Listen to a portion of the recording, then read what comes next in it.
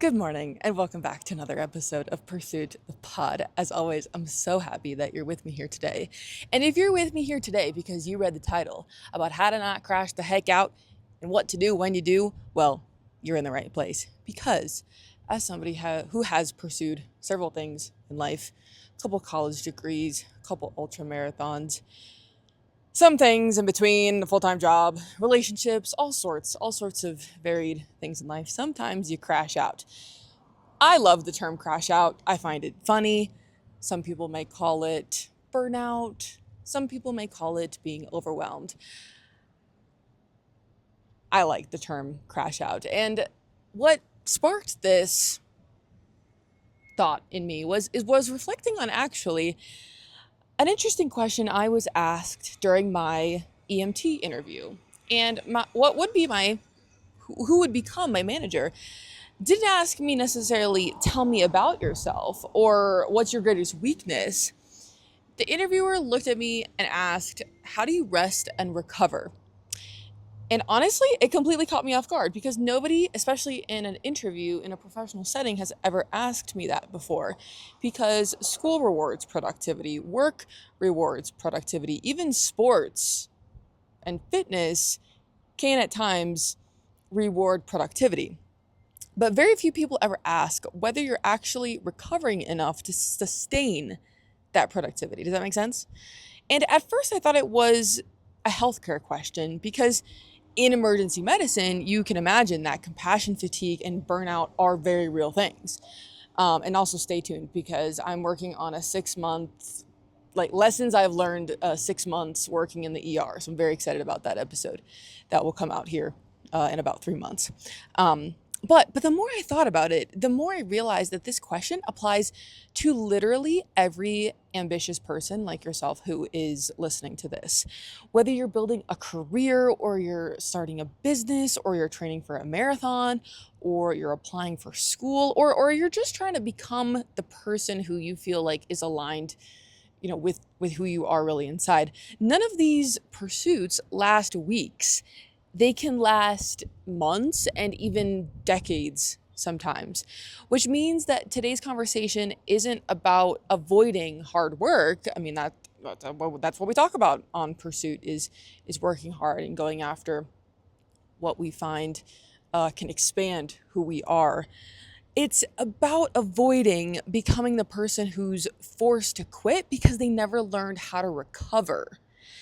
So today I'm going to talk about how to recognize that you're crashing out, how to stop it before it gets there, and what to do when you inevitably cross the line because sometimes you have to cross the line to figure out where the line is, unfortunately. And I want you to notice that I'm very deliberately saying when, not if, because if you're chasing something meaningful, there is a chance that you will hit this point eventually, or in some aspect of your life, you'll hit a point of crashing out. And what do you do? What do you do in that acute moment? Maybe you can listen now, and then when you're experiencing it, you'll have some tools in your tool belt. Or if you're coming to me right now feeling it, I feel you. It's a busy time, and this episode can provide you some relief. So the first point is that your body speaks before your mind does. One thing I've become super fascinated by is observing that our body almost always knows that we're overwhelmed before our brain admits it.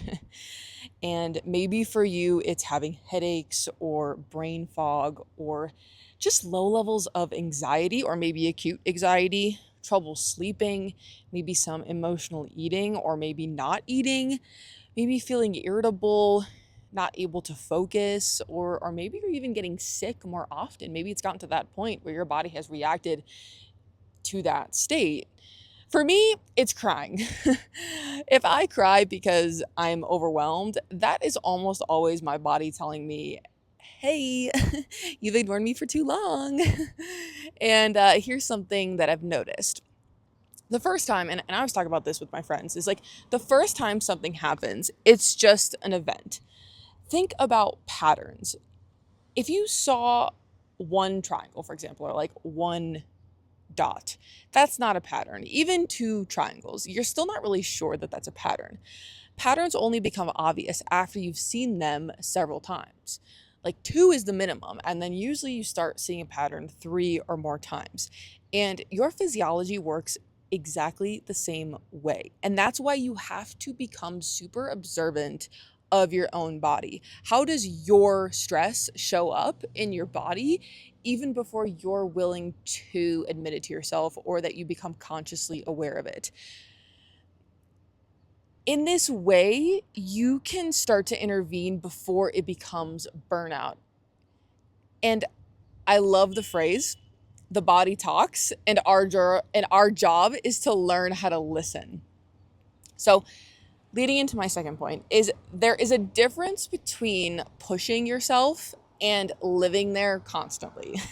Now, here's something really important. Because with this episode, I am not telling you to avoid discomfort. That is not what we talk about at Pursuit at all. We talk about pushing our limits. And I actually think that discomfort is where almost all of our personal, professional, physical, all the kind of growth, relationship growth through discomfort, through going through a little fight with somebody, going through a hard time yourself. That's where almost all of the growth happens. They're going to be, for example, mornings that you don't want to work out, days that you don't want to study, weeks where you're exhausted. And sometimes the correct answer really is do it anyway. Because that's where, as we've talked about, that's where confidence comes from, is keeping these promises to yourself. But I will say there is a huge difference between visiting discomfort and moving into discomfort permanently. If you're running a marathon, go all out during the training. If it's a 12-hour race, that's an acute period of time, you can go all out. But something like your career, that's 40 plus years. Even if you're pursuing school, that could be, 4 to 8 years. You cannot sprint these pursuits that can take a lifetime. Even 4 to 8 years. That's short in the span of your whole life. But when you're talking about repeatedly going on different pursuits, this is something that we're talking about for our whole lives, because as we've talked about the 3 timelines, the current timeline, you are enjoying all the fruits of your past labor. The present timeline is what you're working towards for future you to enjoy. And then the third is imagining what is the next step you're going to do. So we've talked about living on those 3 timelines. And so in thinking of this in a more longevity way, you cannot sprint this lifetime of pursuit, because eventually visiting discomfort is what's going to lead you to crashing out. So know that there should be acute times of discomfort, of pain, but recognize when you're starting to move into a permanent state of discomfort, and see if you can rearrange that so that you're not constantly living there. Number 3 is that rest isn't lost time. And this lesson is something that took me a long time to learn. Because in college, for example, I thought breaks were a waste of time. I had so much math homework to do that taking even a walk around the building felt like a waste of time. So I would sit at my desk for hours. I would just be doing homework all the time. And looking back, I probably averaged 500 steps a day. Your girl was not moving. And nowadays, I have developed a system where every 90 minutes I get up and I take a walk. And what's really important here is that when you take these brain breaks, especially when you're doing high cognitive load work, do not scroll Instagram. Do not go on your email. Do not replace one form of stimulation with another. Sometimes on these walks, I'll keep thinking through the problem that I'm solving. Sometimes I don't think about anything and my mind is just blank. And what's ironic here is that when you actually pace yourself, when you recognize the signs that, oh, I'm starting to get brain fatigue when I work for 8 hours straight and then it's 4 p.m. and I cannot make a decision about barely what I'm going to eat, like that's probably not a state that we want to keep visiting all the time. Going back to my second point. Instead, what I have found is actually what's going to make it more sustainable is if you get up and even take a walk every 90 minutes for 5 to 10 minutes, just to have your eyes look at something other than a screen or look at whatever you're doing. Like, give yourself moments of rest, because actually that's actually going to enable you to work even longer. Like when I do that, then that's how I'm able to work like a 10-hour workday, because I don't count the times that I'm walking and still I will get up to 10 hours of work for the day because I took those incremental breaks, versus if I just tried to plow through, then I could only get 8 hours of work. And those 2 hours can accumulate over time if you're working on something very critical. And so it's in this way you actually extend your productivity. So I wish that I had known this in college when I did have so much to do, and that taking care of your physical health actually clears your mind up enough to be able to keep working on these really highly cognitive tasks. The fourth point, this is one of the biggest productivity hacks that I've ever discovered about myself. And it was understanding my own physiology, in that I learned that my best work happens first thing in the morning. So those first hours when I wake up in the morning are sacred to me. And sometimes I use them for deep work. Sometimes I use them for fitness, because fitness is also one of my priorities. And I noticed that consistently around 2 or 3 p.m., I get mentally fuzzy. And old me could have been kind of frustrated, but now I expect it. So I'm not going to force myself to try to do work like from 2 to 3 p.m., like highly cognitive work, because I know that my brain is just not operating at its full capacity. I kind of dip down around 2 or 3, and then I can have a surge again in the evening. So sometimes instead of doing my morning workout, I'll do a 2 or 3 p.m. workout just to get out from the screens, get moving, see the sun, and then I'm able to have a second wind at night. So understand, like, do you work best like me first thing in the morning? Do you need a little bit of time in the morning to get going, and then around 10 or 11 you can sit down for some deep work? Like, try out different things and see what you consistently feel better with, because then you're not actually fighting your physiology. And sometimes we have obligations, if it's a class or if it's a meeting, that not everything can cater around our own physiology all the time. Sometimes we do operate on other people's schedules. But like if you are working on a personal project, for example, and you have a day off from whatever responsibilities you have, like think about when is the optimal time that I could allocate towards working on this. And this is also sometimes when I say putting yourself above corporate America. And what I mean by this is that sometimes, when I do work out first thing in the morning, it's a way of choosing myself and getting the most important thing of the day. And oftentimes that is my own health. That has served me very well these last couple of years. And what I'm talking about is that when you have you have a project due, or you have this assignment due, like we do not, like, this needs to get done. In those times, I would still make time for fitness, but I would shift it later in the day so that I'm firing on all cylinders on the task at hand when my mind is at its sharpest. So start to recognize patterns in yourself of when you naturally feel best, when you feel worst, and protect those times.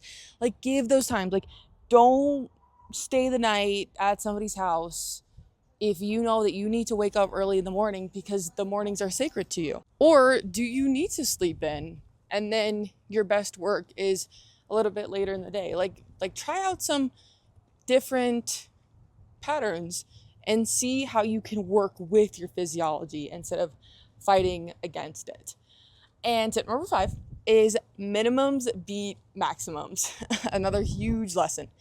And it's because people overestimate what they can accomplish in one day, and they massively underestimate what they can accomplish in 3 months. Because what I've learned is that life compounds. Tiny actions that are repeated every day is what counts, honestly. Maybe today you don't write 20 networking emails to this application that you're working on, but you write one. Maybe you don't finish the entire project, but you write one page, one paragraph, just one tiny little thing. And I think a lot about what James Sexton talks about. He's great. He's a divorce attorney, which this is actually has to do with relationships, but I've applied it to other areas of life too. And he has this phrase called hit send now. And this is having to do with perfection of trying to get exactly what you want to say perfect keeps things in your drafts instead of in your outbox. And it's because momentum is actually what changes your life. Like doing a little thing, because I always think like, what little thing could I do right now that would make future Anya's life 1% easier? Sometimes that's just responding to one email. Sometimes that's organizing one thing on my desktop, for example, or organizing my analysis files. Sometimes that means spending 10 minutes on something instead of 0. But it's because compound interest, just like in the stock market, it works in life too. If you can identify little areas where you can do just one little thing, and that makes future you's life a little bit easier, that's worth doing. And it prevents this all or nothing thinking. It prevents this perfectionist thinking. Like there are so many, like I would stop over analyzing every single email I'd send. Like I would write out an email if it was really important and I really needed to make sure that this point got across well. I'll run it through a generative AI just to clean up my points, and then I'll write it again in my own words, and that's it. Then it's out the door. But then oftentimes, like if I just need to get something out, like don't worry about the perfection, because that little mental bandwidth that you spend every time, every message, every little thing trying to perfect it, that's going to start to weigh on you. Like use your mental energy for something, like really important, say an application essay where, that really you want to revise several times. You want to go through that process, but like every little email, every little message does not have to be this work of art. The most important thing is that you reach out to the person. The most important thing is that you get the phone call scheduled. Like get it on the calendar, get it going. It doesn't have to be perfect. It doesn't have to be the right time. Some momentum builds. Number 6 is huge, is I have built actual systems in my life that reduce decision fatigue. And with this, number 1 is automation. So I have all of my groceries delivered to me. And sometimes people see these things as luxuries, and I see these things as investments, because your 2 most valuable resources in life are your time and your energy. Not just your time, but your energy as well. And sometimes paying $10 for a subscription to save several hours in the week by doing something as mundane as picking up your groceries is an incredible return, especially if that hour can go back to some work that you need to do, or even if it goes back to your relationships, or even if it's to your own recovery. Like that is money worth, that is money well spent, in my opinion. So I would highly look into ways that you can automate your life in those ways, and Target deliveries for groceries is a huge way that I do that. So, okay, what do you do when you actually do crash out? Because I've been there.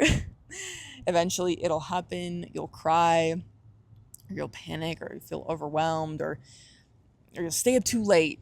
And here's what I've actually learned. So in that moment, take some time to think about, what do I actually need here? Not what I should do, what do I need? And for example, for me, sometimes the answer is time alone. Sometimes it's I need sleep. It's exercise. Sometimes it's human connection.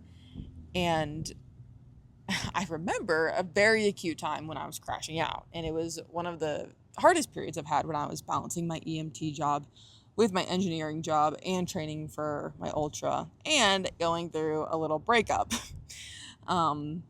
Life was on max at that moment. And I literally remember crying while running on the treadmill, like actual tears streaming down my face as I'm getting my training in for the day. And I thought that, like something is wrong with me.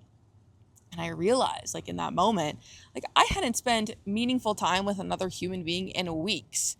And so my problem was not motivation of all of my pursuits. The problem was connection. And so sometimes what looks like maybe you want to be lazy because you don't want to do this thing is actually a symptom of something else, like a symptom of loneliness. And sometimes what looks like burnout is actually something like sleep deprivation. Sometimes what looks like anxiety is actually you just needing to take a break and touch some grass for a second. So listen carefully enough. And if you do, your body usually tells you what you need. Going along with this, one of my favorite ideas for, let's say you have a day where it's just not it. Like you wake up and you're already late for something is don't miss twice. You miss one workout. Okay. Do not miss tomorrow. You ate in a way that's not aligned with your values today. Okay. The very next meal, even the very next bite is a fresh start. Did you stay up until 2 a.m. scrolling on YouTube shorts? Go to bed earlier tonight. Like, just do not let it happen 2 days in a row. We all are human. We all like to indulge in certain things. Just don't let something that doesn't align with you, with your goals, happen 2 days in a row. That's the rule. Every decision that you make is a reset button. You never have to wait until Monday to restart. You never have to wait until a new month or New Year's.